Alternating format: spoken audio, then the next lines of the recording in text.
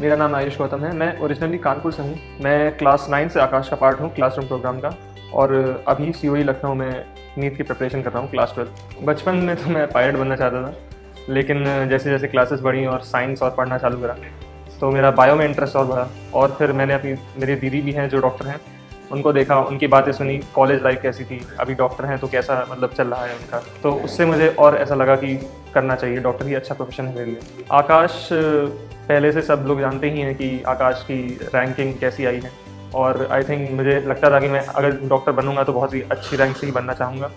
और मेरी दीदी भी आकाश से ही पढ़ी हैं, तो उसका इन्फ्लुएंस भी मुझे रहा है, और I think Akash is certainly very good. एंथी के बारे में सुना था उस टाइम पे, तो ऐसा लगा था कि कोई ऐसी सिंपल सा कोई स्कॉलरशिप एग्ज़ाम होगा, इंस्टीट्यूट कराता होगा।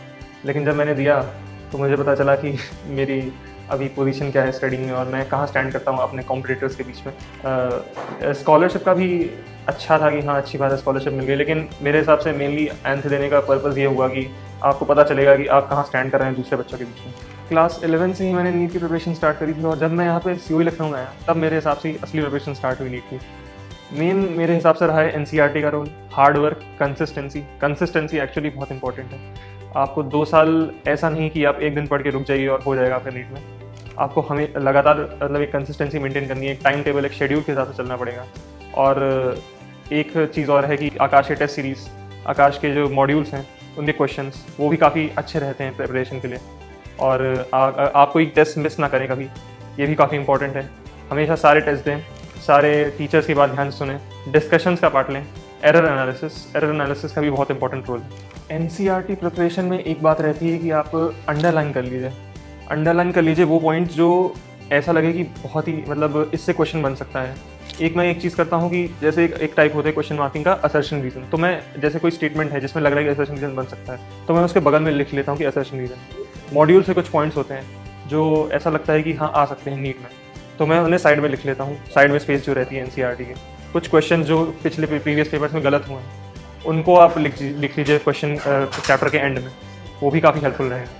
प्रीवियस ईयर्स क्वेश्चंस का भी प्रैक्टिस करना बहुत इंपॉर्टेंट होता है। आप सैम्पल क्वेश्चन पेपर लगाइए, प्रीवियस ईयर नीट को जो एक्चुअल प्रीवियस ईयर पेपर्स हैं वो करिए। जो री नीट के एग्जाम्स हुए हैं अभी 2024 में 3 एग्जाम हुए नीट के, उनको सॉल्व करना, उनसे आपको पता चलेगा कि कैसे कैसे क्वेश्चंस आते हैं नीट में। और एनसीईआरटी को 3-4 बार रीड करना और एक्चुअली रिवाइज करना। एक्चुअली रिविजन में मतलब ये नहीं कि आपने ऊपर से एनसीईआरटी देखी, एक लाइन वापस से पढ़ना, वो भी बहुत इंपॉर्टेंट रोल प्ले करता है। पूरा एनसीईआरटी के अराउंड ही बेस्ड है पूरा नीट का एग्जाम मेरे हिसाब से।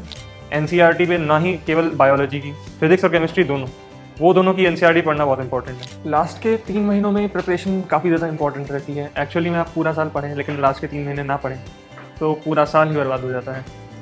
लास्ट के 3 महीनों में मेनली स्ट्रैटेजी जो रही वो है एनसीईआरटी का बार बार रिवीजन करो, 4 से 5 बार। जो शॉर्ट नोट्स हैं वो पढ़ लो।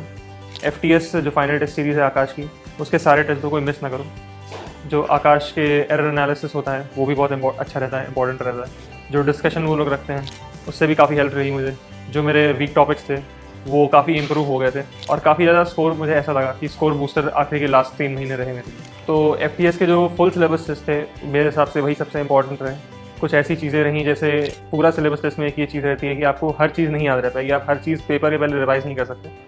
तो ऐसे प्रीवियस मेमोरी और प्रीवियस जो चीज़ें याद है उनके बेसिस पे भी आपको टेस्ट देना पड़ता है, और वो आई थिंक बहुत हेल्पफुल रहता है क्योंकि नीट में यही है कि फुल सिलेबस टेस्ट देना। आकाश का बहुत इंपॉर्टेंट रोल मेरे हिसाब से रहा है मेरी स्टडी आवर्स को बढ़ाने में। मेरा बैठने का समय कि एक जगह बैठ के मैं पढ़ लूँ, पहले तो नहीं था बिल्कुल भी। पहले 1 घंटा बैठना बहुत मुश्किल लगता था, लेकिन अब यहाँ पे आके नीट के इतने सारे पेपर्स दिए, 3-3 घंटे बैठ के पेपर दिए, तो कंसंट्रेशन मेरा ज़्यादा बेटर हुआ है मेरे हिसाब से। और रीडिंग स्किल्स मेरी बेटर रही हैं। टीचर से डिस्कस करना क्वेश्चन, एक अपने वर्ड्स को एक्सप्रेस करना, वो भी काफ़ी इंप्रूव हुआ।